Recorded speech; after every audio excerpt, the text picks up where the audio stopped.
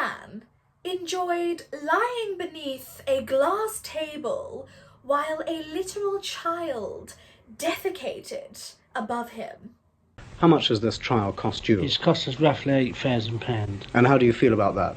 Hello and welcome to History of London, where I bring the funnies and the salacious gossip as I chat to you guys about the ghosts, the gangsters and the gore that hides at the very heart of the grisliest city in the world. This video is going to have less funnies because I am going to be exploring a very serious topic, and that is whether Ronnie and Reggie Kray were in fact big strokey nonces. Before I get cracking, please do smash that subscribe button like it's the Duke of Wellington, and also feel free to follow my Instagram and TikTok for more dark London history.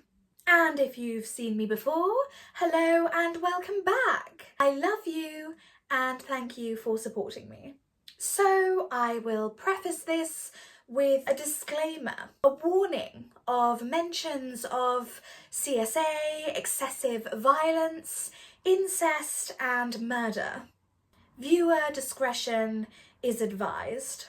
Now, if you are going to be sobbing and stamping your feet in my comments, claiming that your brother's, sister's, uncle's, cat's dog was the Cray twins' driver and they wouldn't hurt a fly, they were salt of the earth, and, you know, back when criminals were proper criminals, I don't want to hear it.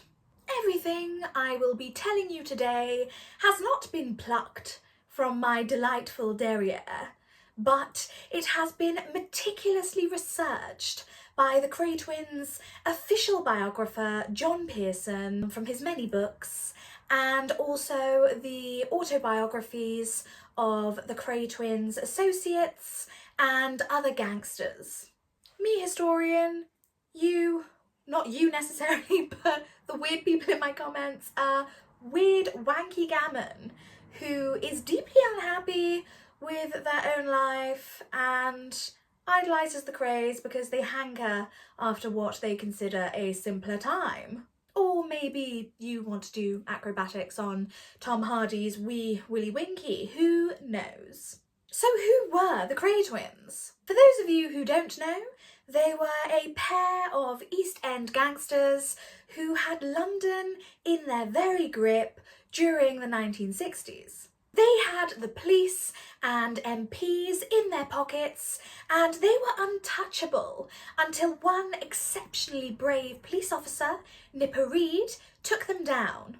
The only reason why they are so notorious is because they were identical twins, and it really unnerved people. And because Ronnie was a violent, paranoid schizophrenic, and he terrified everyone because they all thought that he was utterly unhinged.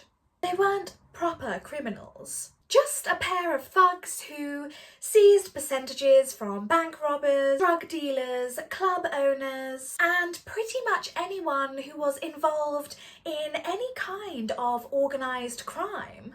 They had a weird sense of entitlement towards wealth and power that was spurred on by their repulsive mother, Violet Kray, and her obsession with my little soldiers who could do no wrong, even though they beat the bejesus out of another child with a bicycle chain. They were loathed by London's criminal underworld, especially gun-toting bank robbers with stockings pulled over their heads. I'm talking real hardened criminals. But regular people weren't safe either. Cray defenders do like to lie through their teeth and falsely claim that Ronnie and Reggie Kray only targeted fellow criminals with their threats and violence. But the Cray twins' protection rackets crippled regular business owners across the East End of London. If they didn't pay the twins protection money, Bookies, pub landlords, shop owners would be violently assaulted and their businesses would be trashed or burnt down. Now, the sexualities of the Kray twins have been under scrutiny for decades. Ronnie was outright gay, but he did later marry 2 women. Supposedly this was in an effort to garner sympathy and secure an early release, because appearing to be a family man was said to help with appeal. Fortunately, everyone saw straight through that, because that man was Satan personified. Reggie is a bit more complicated. Ronnie discouraged Reggie from having relationships with women because he said that they were, or rather we were, smelly and dirty and would give him diseases. So he encouraged Reggie to participate in his pursuit of rent boys.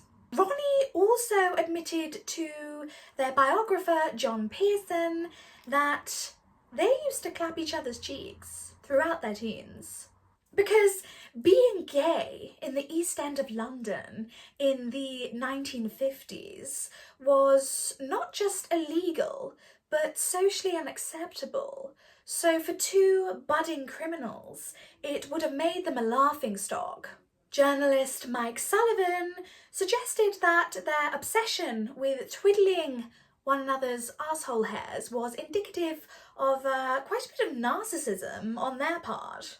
When I tell you the Cray cult hate that little gem of information because they are generally speaking extremely homophobic, they don't like being reminded that Ronnie and Reggie Kray were gay. Reggie married twice too.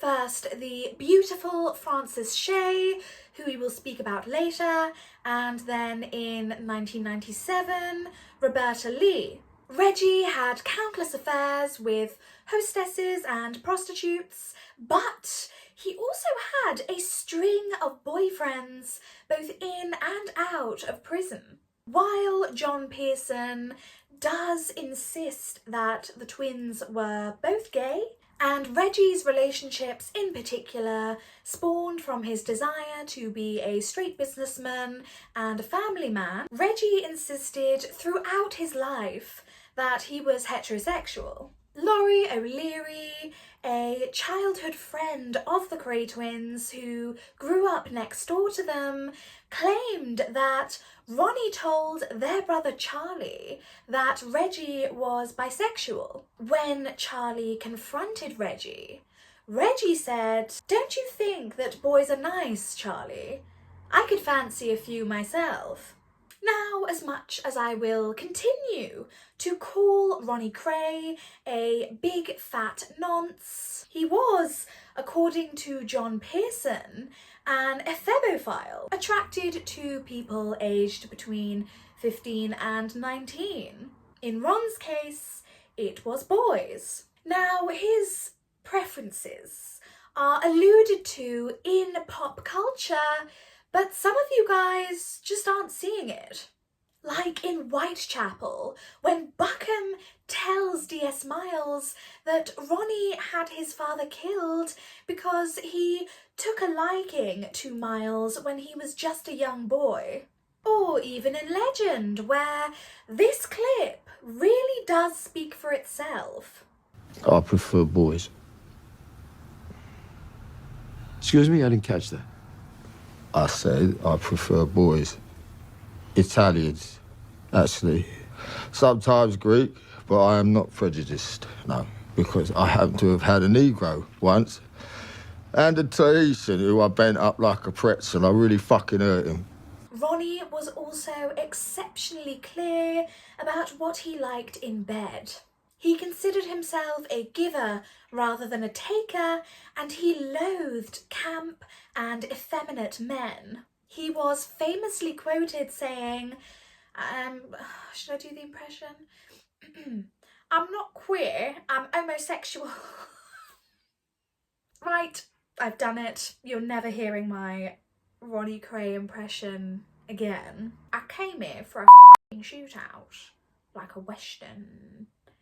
Who you, Fanny Craddock? What are you gonna do? Pull out a penny and start making me fairy cake? That's not a tool, that's a rolling pin. So I have already mentioned that Ronnie Kray hated women, and he hated his brother Reggie dating them even more. So he tempted him with all these young, rough East End lads that he surrounded himself with. When they began running a billiard hall, which was their first business venture, Ronnie began what he called his information service. This involved paying teenage boys to gather intel on fellow criminals and also to have intercourse with him. It's clear that Ronnie Kray was no stranger to a rent boy, and neither was Reggie. In Michael Connor's biography of the South London racketeer Billy Howard, the Kray twins' penchant for lust-fueled violence is revealed. The pair cruised through Piccadilly Circus, which was a known red light district for picking up men, and they got themselves a young rent boy. They broke into a house in Sloane Square and they made use of the boy simultaneously, choking him to death in the process. The body was flung into the boot of a car and disposed of in Norfolk, and it was Billy Howard's job to pay off the owners of the house under the guise that, you know, there'd been a party and people had rocked up at the wrong address and the house had been trashed in the process. In reality, this was the brutal violation and murder of a young boy whose family probably didn't even care or notice that he was missing, given his profession, and the Kray twins knew this. Ronnie's little information service carried on as the Kray twins moved up and onwards in the criminal underworld when they purchased Esmeralda's Barn, a posh gambling club in Knightsbridge, which they acquired by harassing the chief shareholder into handing it over to them in return for just £1,000. Now, posh people have loved a bit of East End rough ever since the 19th century, when all-male brothels appeared in Limehouse, where aristocrats could get their kicks with impoverished boys who were not exactly of a mature age. So, when Ronnie Kray began hanging out with the West End's finest and moved into a swanky flat in Ashburn Gardens with wannabe lowlife David Litvinoff and his partner Bobby Buckley, Ron started acting as a glorified pimp. Because, of course, he had all these connections with these young, bright-eyed East End boys, and he even made the staff at Esmeralda's Barn part of his own personal vice ring. It was essential during the recruiting process that all the young waiters and croupiers were young, gay, and very eager to supplement their meagre wage packets. I'm sure you all know this picture. It's Ronnie Kray sitting next to Conservative MP Lord Boothby. And when it comes to sex scandals, nobody does it quite like the Tories. Labour, meanwhile, tend to dodge tax and fiddle the expenses. Well, except for Tom Dryburgh, who was a Labour MP, who also diddled kids with Ronnie Kray and Lord Boothby.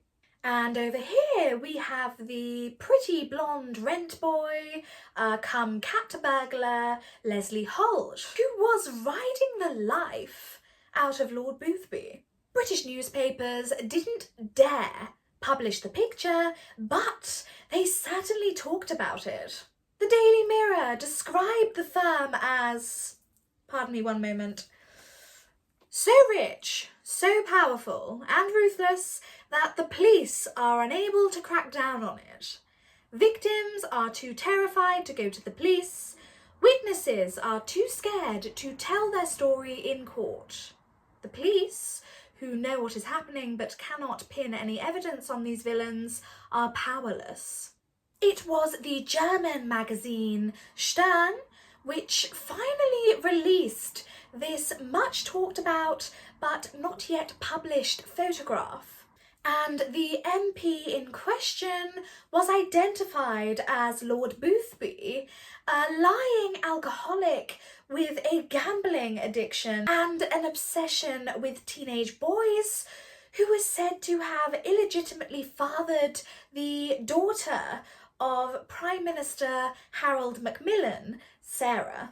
Now, the rumours that followed were salacious. Mayfair orgies, Scotland Yard surveillance, blackmail. Nobody ever would have imagined that a gangster like Ronnie Kray and a Conservative MP like Lord Boothby would have anything in common, but they bonded over hunting young men and boys in seedy West End clubs. So Ronnie started procuring these boys for rich and influential members of the West End elite, including Lord Boothby and Tom Dryburgh, providing them with crazy sex shows and relations with minors. Dryburgh, who was a suspected Soviet spy as well as a Labour MP, Christ, pick a struggle, was later accused of abusing a string of boys who had escaped from the Feltham Young Offenders Institute. According to retired police officer Michael Cookson, when the police submitted a file to prosecute to the Director of Public Prosecutions, Norman Skellhorn, they received a response back claiming that it wouldn't be within police interest to prosecute. Now, who does that remind you of? And it was Ron's tendency to parade young boys in front of Dryburgh like a plate of canapes that landed him his very own MI5 file. Ronnie and Litvinov both organised seedy sex performances in their flat in Ashburn Gardens and later at Ronnie's flat at Cedar Court. Here they screened pornographic films and indulged in the bizarre peccadilloes of his new friends. And Lord Boothby's are perhaps the most bizarre I've ever heard of. Like, I'm talking some P. Diddy level nonsense. This man enjoyed lying beneath a glass table while a literal child defecated above him. So obviously Ronnie Kray belonged on some kind of register. But what about his brother, Reggie? John Pearson believes that Reggie entertained rent boys purely because of the pressure that was exerted upon him by his brother, and how old they are remains an utter mystery. But when he set his cap at Frances Shay, she was aged just 16 and he was 26. He would have been noncing around secondary schools in a Corsa, no doubt trying to pick up year 8s. But whether he actually even fancied Frances is up for debate. Reggie and Frances never actually consummated their marriage, and he abused her terribly, which is deserving of a video of its own. In 2002, Frankie Shay, Frances's brother, revealed that Reggie was never actually interested in Frances at all, but he was interested in him. When Frankie spurned Reggie's relentless advances, Reggie instead pursued Frankie's baby sister, intent upon trapping her in a loveless, abusive marriage that would serve as a punishment for Frankie for turning him down. So, did the Kray twins need their hard drives checking? Most certainly. If you read John Pearson's books, particularly Notorious, it not only delves into Ronnie's bizarre sexual tendencies and the pair's twincestuous relationship, it also paints a really interesting picture of Reggie as a straight businessman, wannabe boxer, and family man who was suppressed by Ronnie. If Reggie Kray hadn't have been a twin, would things have worked out differently? That is a question I can answer for you another time. Thank you for watching, and don't forget to subscribe and follow my socials, which will be linked below, for more dark London history.